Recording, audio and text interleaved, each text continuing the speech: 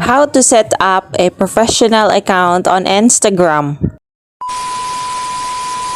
What's up everyone, for today's video ay tuturo ko sa iyo how to set up a professional account sa Instagram. Kaya watch until the very end para wala kayong ma-miss na information. Don't forget to subscribe and click the notification bell para lagi kayong updated for upcoming videos.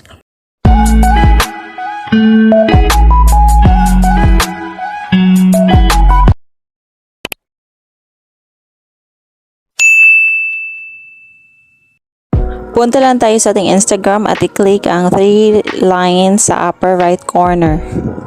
Then click settings and privacy. Then hanapin ang account type and tools. Then piliin ang switch to professional account. Dito sa get professional tools, i-click mo lang itong continue sa baba. And then learn about your followers. Continue. And then dito, may marami itong options what describes you, either an entrepreneur, bahala po kayo kung anong pipiliin nyo dyan. And then pindutin nyo lang yung next right after pag may mapili na po kayo. Marami po, either musician, clothing, digital creator, entrepreneur, editor, personal blog. You may choose what you want. So I try personal blog and then I press next. Then, are you a creator? Then check if you are.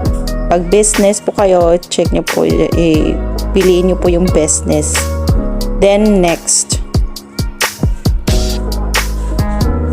Then next. Then dito sa share logins using account center, i-click nyo yung continue if nakalink sa FB. If not naman, click not now.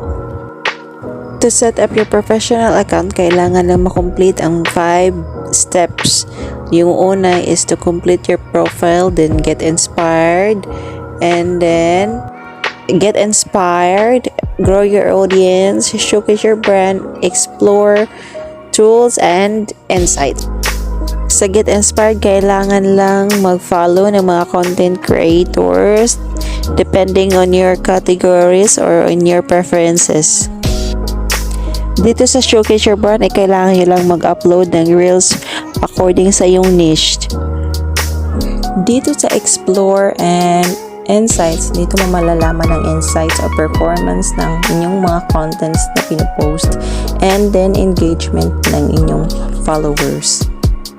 Pag natapos na ang 5 steps or complete na ang 5 steps for setting up your professional account, that means you're all set na. As you can see, may lumabas na professional dashboard sa ating profile. That means nakaset na into a professional account ang ating account. And soon, magiging eligible na rin tayo for monetization. At yan ang i-discuss natin sa susunod na video. If nagustuhan niyo po ang video ito, paki-like na lang po and don't forget to subscribe. If meron po kayong questions regarding the video, just leave it in the comment section. I hope manatutunan po kayo sa video ito. Thank you for watching.